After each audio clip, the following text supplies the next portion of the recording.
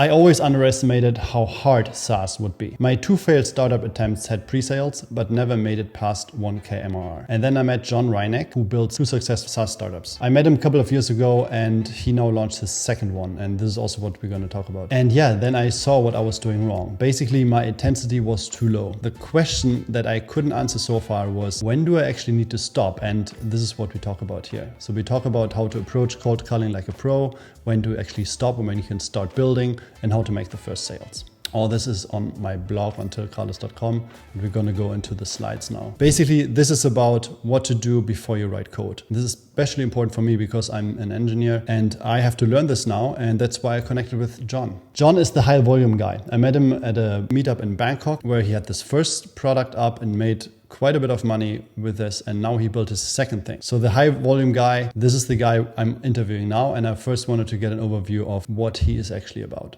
So people who watch this, who care about SaaS, they should definitely use my support desk for their SaaSes to support their customers. So it's a tool for agents to write better, faster emails. And my background is this. If you've watched one of the first videos, we have built a product, which is here. You can find it on cliptil.com. It's basically a screen recording tool like Loom that you can self-host. So it doesn't leak your information to any kind of service of other companies. And I wrote a bit about this, which you can all find on cliptil.com. We are able to sell this now, but the problem is I have not started with pre-sales, and that's what John comes in. If you want to see the product, I have a demo here real quick. So the demo is built. We have built it already and we actually use it internally in my company. This is our own instance. So this is something you can also get. If you want to have this version, I can give it to you for free in a limited way. Just send me an email and I'm going to set you up with this. So it's basically like a screen recorder where you can just record it just like Loom, and then you upload it but to your own server and you can share it with your own team. Okay, cool. So the thing is, I built this now before talking to potential customers, and I brainstorm with John now what we could do in order to make the first sales with that. And that's what he said. You could find people, everybody who cares about security touts it on their website. There's a page about their security and how secure they are and all the steps that they take. So you could go out and find all the people out there, all the market, all the people that care about security and are using that as part of their marketing to sell their product. And then you can go to them and say, hey, you guys want to have Loom, right? That's like an amazing thing for your team to be more effective and like more efficient and save money and all that kind of stuff, and build culture because you can see each other and like all of that kind of stuff.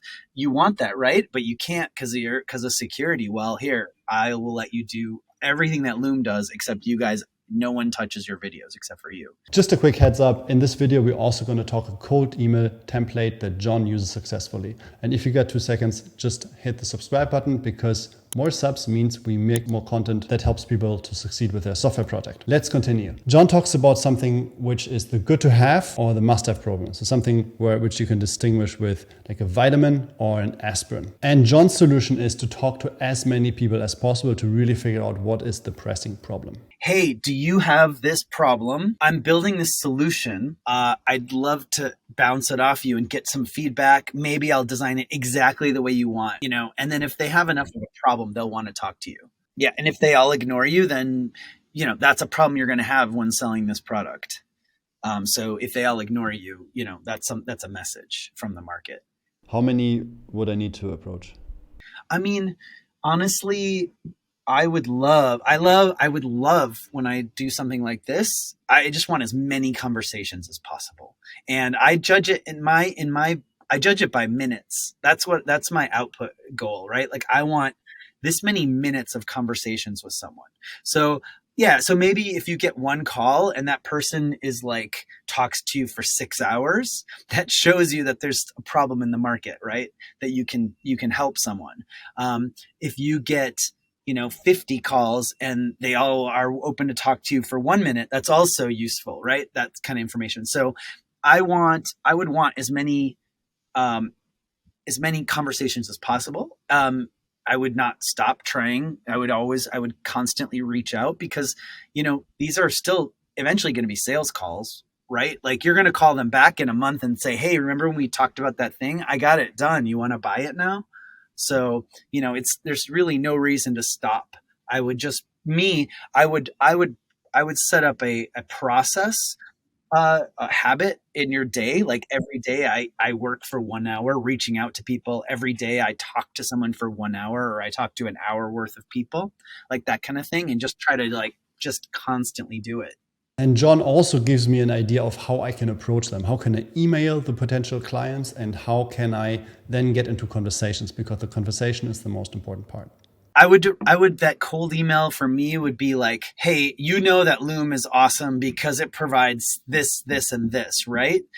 But I also know you guys can't use Loom, or you shouldn't be, right? Like maybe a little fear there. Maybe your users are using Loom and that's not that secure, right? That's another flip. You could try both of those. You could start the first way would be like, are you worried about your clients? You know that Loom is awesome. Are you worried about your team members using Loom because it's unsecure?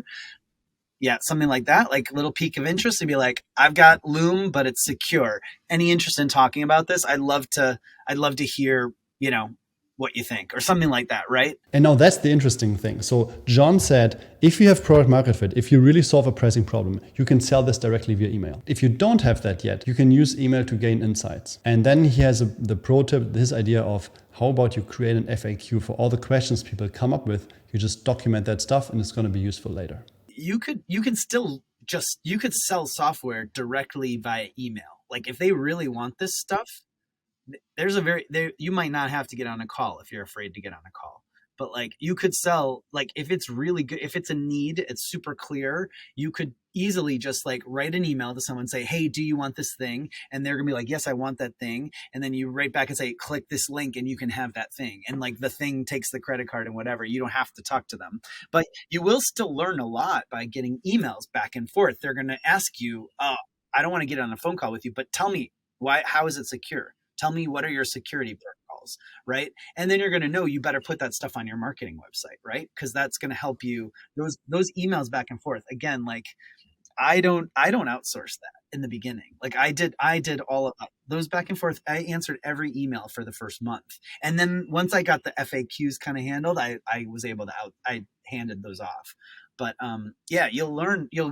That's the other thing. Like these emails, they're gonna write your website copy for you as well. Like one person's gonna write to you and say, "Oh, you mean it's like Loom but faster," or something like that. They're gonna write something like that, and you're gonna be like, "Oh, that's my headline." When selling a software product, the most important thing is to build a relationship, especially if there's more money involved. So a product that is higher priced needs more communication in order to get sold. And this is what John said. The one thing that I will say, which you're not going to like, is that business model means more talking to people on the phone. If you're going to hire somebody for $1,000 or $5,000, you're not going to enter your credit card into a website and pay $1,000. You're going to want to get on the phone and talk to Till, the founder, and Till's going to tell you about how your custom situation is.